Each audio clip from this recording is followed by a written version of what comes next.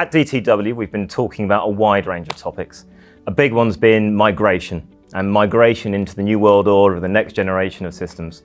This sort of combines the old and the new. There's a lot of these things which we've been doing for a long time as a vendor, and we do this in, year out.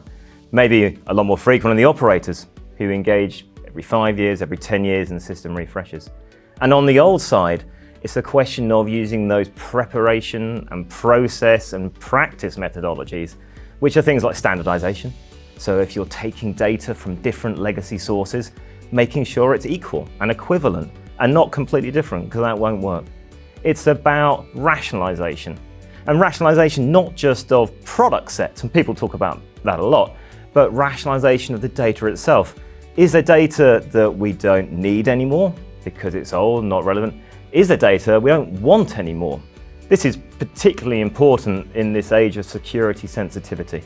With GDPR, there's a big focus and indeed big penalties for operators if they're carrying and losing data that's sensitive. So they need to consider, should that data come forward? Is it still needed? Do we want it?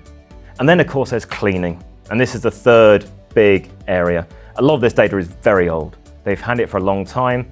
It's corrupt. It's wrong, or maybe it's just missing. A lot of the time the data is just absent. So they need to cleanse, repeat, and they need to do this many, many times through the project. And when they combine those things of standardization, rationalization, and cleansing, they'll achieve a success that maybe it's eluded them before.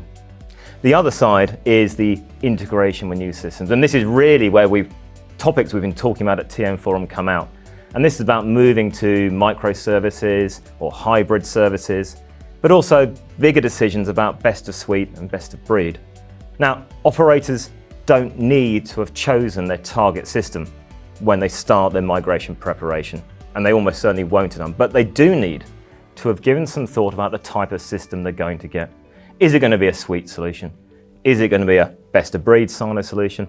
Is it going to be a next generation, new world order, all singing, all dancing microservice solution? Because this affects the way they extract, map, and stage the data for loading to that new system in the future.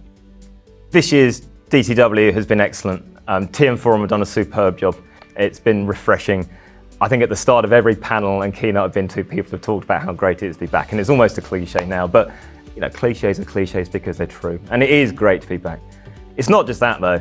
The structure and the size of the show and the attendees, for us in particular, has been awesome. We do a lot of events, a lot of big ones. I won't name names, but some of the major shows, hundreds of thousands of people, and they're just too diffused, and there's not enough focus. Here, for us, everybody we're talking to is relevant to us, and I hope we're relevant to them. So there's been a lot of good conversations, some great interaction, and of course it is great to see people you've not seen for years. We walk around and you see faces you know and people you recognise all over the place. In terms of topics, it's been a real mix. There's always the engagement, and of course we're looking to engage with new prospects as well as see existing customers. But things like the catalysts are awesome, and everybody should take a chance to check out what's being showcased in the catalyst. There's a lot of innovation and creativity and some genuinely new ideas. The other nice thing that comes out is collaboration. You've got a lot of these vendors who are competitors. Day in, day out, we compete with each other, but here it's an opportunity to actually come together, and genuinely do something new and creative as a team, as opposed to enemies. So that's been fantastic as well. I think the other thing that's been very interesting has been some of the keynotes. There have been some big names from big companies really talking quite openly and quite honestly about what they've been doing. Their successes, everybody wants to talk about those, but also their failures, which are often more interesting. Successes are great, but understanding why things went wrong, what they do differently, the lessons learned, that's of particular interest. And I think actually more useful for people than just hearing the success stories. Cerillion's had a very successful 6 years. We did very well pre-IPO, but obviously the IPO gives companies a level of visibility you don't get before. In addition to that, it coincided with success in the market. We started winning larger customers. Larger customers bring greater revenue, and that greater revenue allows us to do things like geographic expansion. And this has then brought on those larger customers. And it's almost like a virtuous circle. The other thing has been a shift within the industry to focus on best of suite and pre-integrated solutions. No code and low code is a common phrase you'll hear these days. We've been doing that for years, and it's lovely the market's finally woken up and everybody's seen the light. And there's lots of good reasons why operators want to go for a low code, no code and suite solution. It gives them confidence, certainty of outcome, and that pre-integration reduces the time to implement that solution. It reduces the risk and it reduces the cost.